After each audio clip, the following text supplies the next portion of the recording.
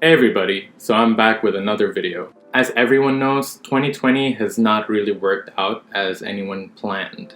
I don't think anyone expected quarantine or lockdown to last this long, but I will discuss something that I have experience in, and that is online classes. So a lot of universities or schools in general have decided to do online classes in order to limit the chance of infecting or spreading the virus in schools. Social distancing and wearing masks do work to a certain extent, but it is very difficult to maintain that, especially with young kids. Not every school has the luxury of being able to provide huge spaces in classrooms so that there's always 6 feet or several meters separating the students. And so online classes have been a great way of counteracting that while also continuing the education of people. However, with online classes come other problems. If you're a student like me, you're also dealing with those same problems right now. You might be dealing with a professor who is not well versed in Zoom technology yet, or is not accustomed to sharing the screen or supervising a class in an online setting. You might be dealing with a sense of demotivation because you've lost your routine. It allowed you to have this sense that school started and ended with the campus. And you going home, yes, you might have homework or group projects. Home and school were distinct things or distinct entities apart from one another. But because of online classes, for most of us, school and home have become combined.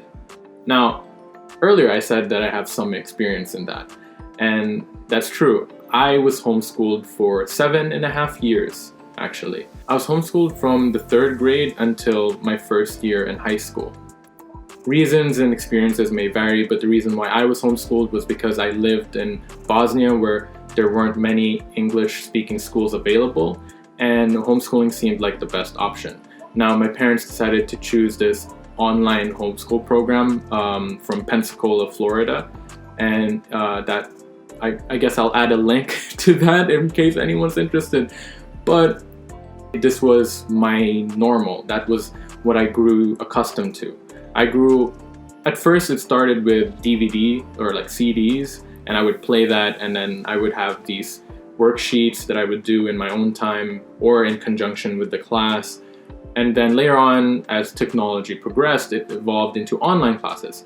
But again, these classes were still not live. They were all pre-recorded. Sometimes the recording was actually from 1998, which is when I was born. So that was a unique experience to be classmates with people when I wasn't even born at that time. But overall, there were a lot of advantages and disadvantages to homeschooling. There were many things that I liked, and there were many things that I didn't like. So I want to share some of that experience with you. A lot of my friends, when the online classes were announced, were actually pretty happy about it. And I feel terrible for saying this, but one of my friends, so she comes to me and she says to me, I think online classes will be better. I think I'll be a way more productive student. And I think this is actually exactly what I needed. And I said, all right, I hope you're right, but I'll message you again in 2 months into this online classes thing, and we'll see. Of course, I wasn't hoping that she would take back what she said, but see, the thing is, on the outside, online classes seemed like a flawless concept. You literally get to stay in bed and still participate in class. How awesome is that, right? That's exactly what I thought when I was in 3rd grade when I first did homeschooling, and that's exactly what a lot of people thought when online classes were announced. However, with online classes came a lot of problems, like I said earlier. So the main problem I've noticed with my classmates or my batchmates is that online classes demotivates them. You lose this sense of togetherness. When you're sitting beside your friend in a big 200-person classroom, there's a sense that you're going through it together. But when you're in an online class, sometimes a lot of my classmates are in different time zones. One of my friends, he's 6 hours before me.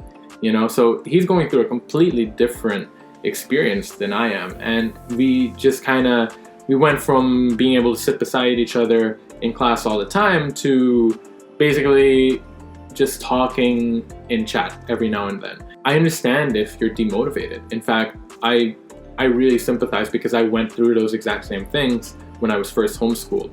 And in fact, I still went through those same motions when I started online classes again. I mean, you have no idea how many times I said to my family, I said to my friends, I can't believe I'm back to being homeschooled.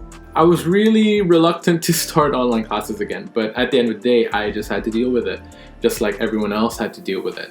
But the purpose of this video is not to say that, oh, life sucks, because there are some good things about online classes. I will discuss some tips that I've learned over the course of my homeschool career, as it were, you know. I will give a disclaimer that maybe these tips aren't for you. Maybe for you, online classes are perfect. There's no flaw with them whatsoever, and that's fine. In fact, I'm actually pretty envious. But for other people, they might be a bit interested to know what I did to cope with being homeschooled. So let me go into those tips. The first tip that I want to give is probably the most important one, actually, and that is wear pants. I don't know if you can see this, but I'm wearing pants right now, which is a very normal thing. Everyone wears pants or shorts on a daily basis.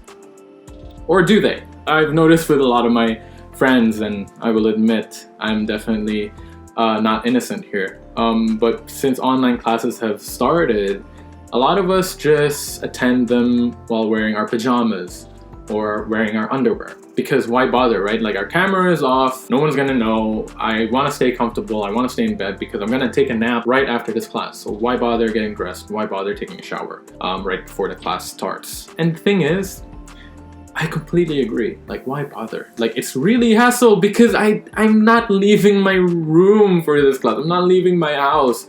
It feels like a waste. Like, these are good clothes. I don't want to use up good clothes for an online class where my camera is off. Like, no one can even tell that I'm wearing shorts. Like, why bother? The answer is rather simple, but also a bit complicated. The answer is, it gives you this sense of normalcy.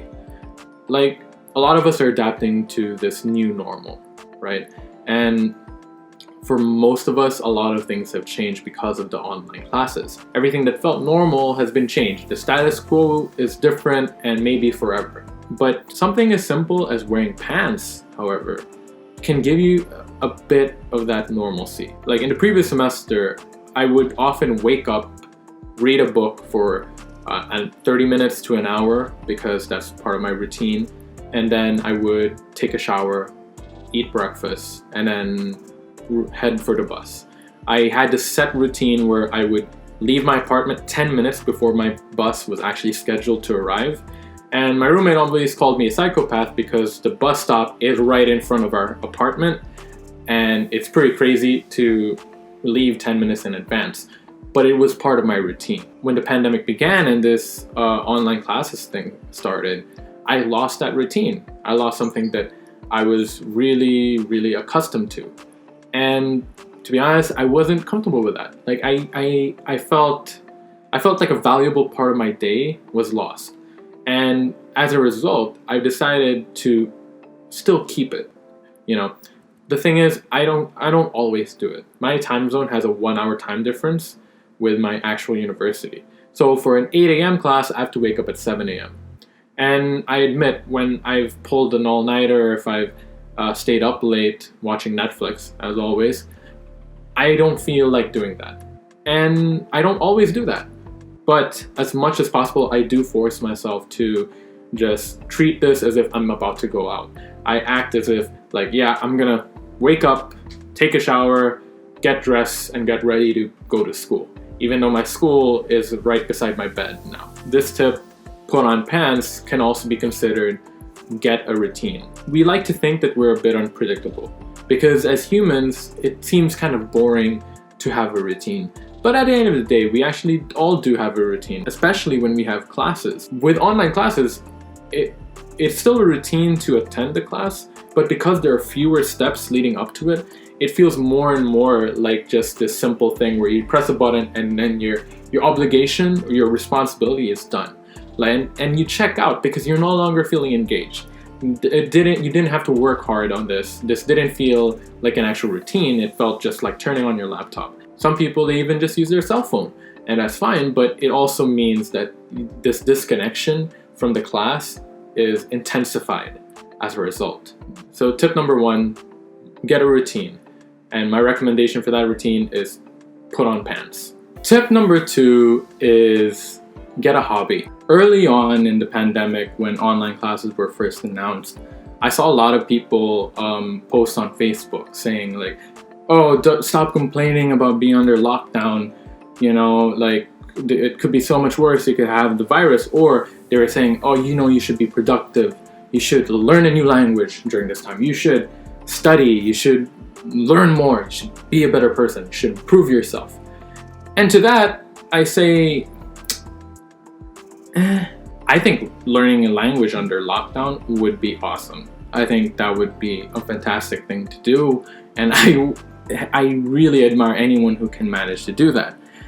However, you're under lockdown. There is a virus.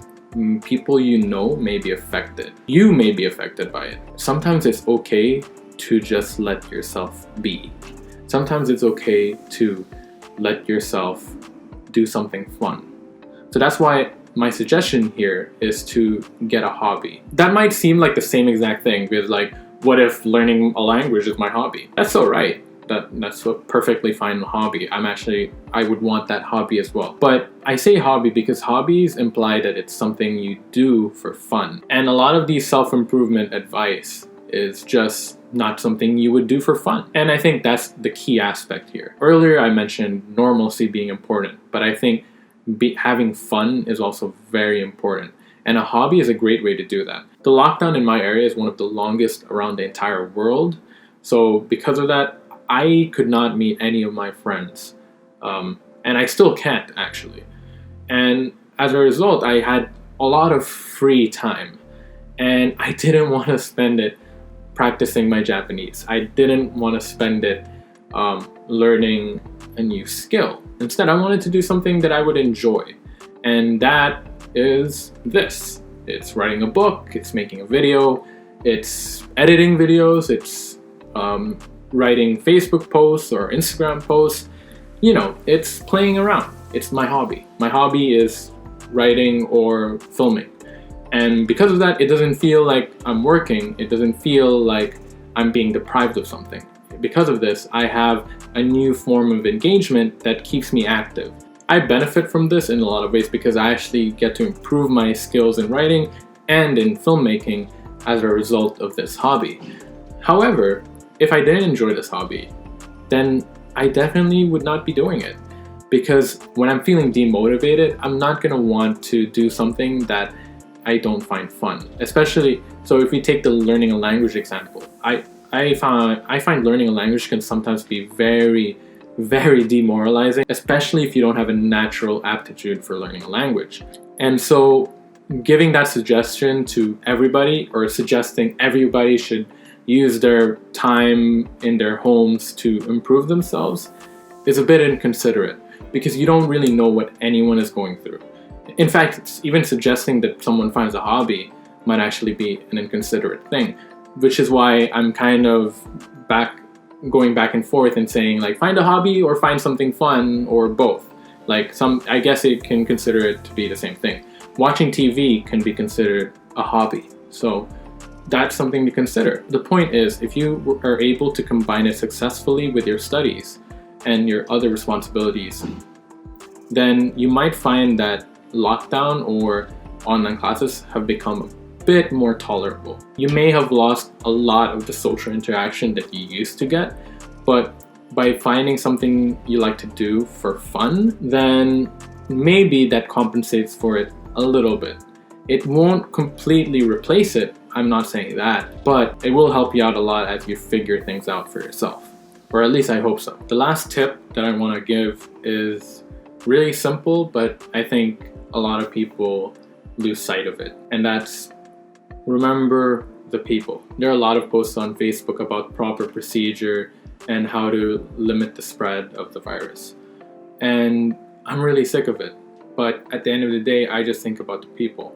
I know that I, myself, am not the main demographic that can be affected by coronavirus. I know that statistically, if I were to get it, knock on wood, if I were to get it, I would most likely survive. There is maybe a 90% chance that I'll survive, and there is a significant chance that I'll be asymptomatic as well. But the thing that reminds me of why I'm dealing with online classes and why I've been so strict about keeping the procedure is because of the people. And that's my advice here. There are people who are susceptible to the virus, and they are at danger, at massive amounts of danger of actually dying. And so I always keep that in mind. At the same time, I don't feel like it's a burden or it's this looming guillotine over my neck, like, oh, okay, I can't leave just because of other people. Because instead, I try to compensate for the social interaction that I've lost because of this virus by just spending more time with my family. I was able to spend my mother's birthday with her because of the online classes. I was able to celebrate Father's Day with my dad because of the online classes. There's no real way to solve online classes. It's just making sure that you deal with them in the best way possible. These tips helped me a lot when I was first homeschooled, and again now that I'm dealing with online classes. My friends and I schedule regular Zoom conversations. I have Zoom calls with my uncles. I watch movies constantly with my parents and my sister. And just in general, it's nice to remember that you're not social distancing and wearing a mask for yourself. You're wearing a mask and social distancing for other people. And if just doing that actually helps, then maybe online classes and doing 1 or 2 semesters of online classes will be a bit more tolerable for you. So I hope you've enjoyed this video. I want to thank everyone who's actually stuck around to watch it. I know it's probably very long, but this is for the 2 or 3 people who were actually curious to know what those tips were. So once again, thanks for watching. I hope you like, comment, and subscribe, and share it. Have a good day.